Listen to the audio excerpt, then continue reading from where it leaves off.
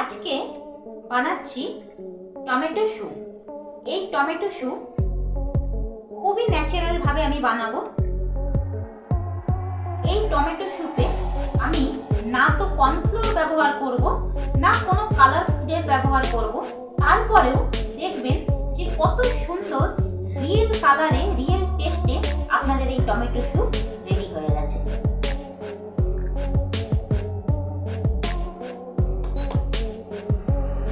আমি frying pan চাপিয়ে দিয়েছি। এবার এতে আমি দিয়ে দেব জল।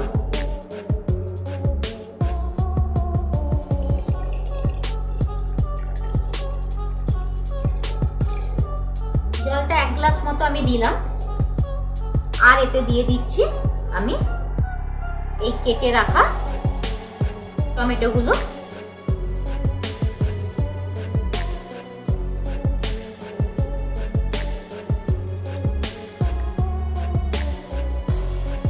আর দেব হচ্ছে 4-5 টুকরো কেটে রেখেছি গাজরের পিস, 4-5 টুকরো বিটের পিস, 2 টুকরো আদা, এখানে দিয়ে দিচ্ছি 2টো এলাচ, লবঙ্গ, 1টা দারচিনি, আর এখানে দিয়ে দিচ্ছি সাদা জিরে আর গোলমরিচ। দিয়ে আমাকে এটাকে 5 মিনিট বয়েল করে নিতে হবে। আমি ঢাকা দিয়ে বয়েল করে নেব। দেখুন আমি এগুলো সবই বয়েল করে নিয়েছি, তুলে নিয়েছি। দিয়ে এর খোসাগুলো যেগুলো আছে এগুলোকে রিমুভ করে নিতে হবে এইভাবে। তাহলে এই স্যুপটা খুবই ফ্রেশ হবে। টমেটোগুলো ঠান্ডা হচ্ছে, ততক্ষণে আমি এখানে এই টমেটো উবলানোর যে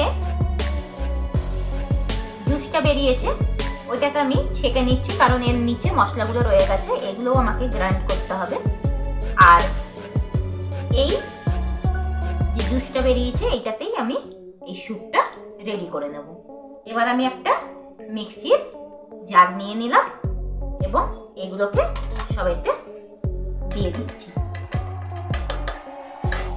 এবারে এগুলোকে আমি মিক্সিতে এরকম গ্রাইন্ড করে নিয়েছি, কিন্তু একে আমাকে ছাঁকতে হবে, কারণ পুরোভাবে হয়নি, সেই জন্য আমাকে ছেঁকে নিতে হবে।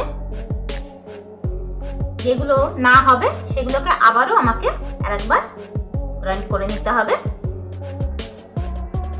এই প্রসেসিংয়ে যদি আপনারাও বানান তাহলে দেখবেন এই স্যুপ খুবই হেলদি আর টেস্টি হবে।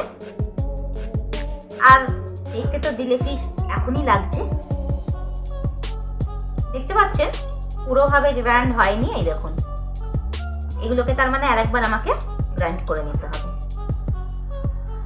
এবার আমি এই প্যানটা নিয়ে নিয়েছি, এতে আমি এই স্যুপটা দিয়ে দেবো।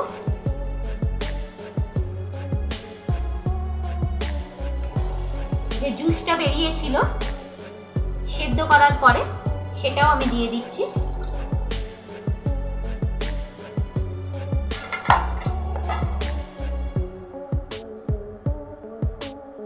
এবার এতে আমি দিয়ে দেব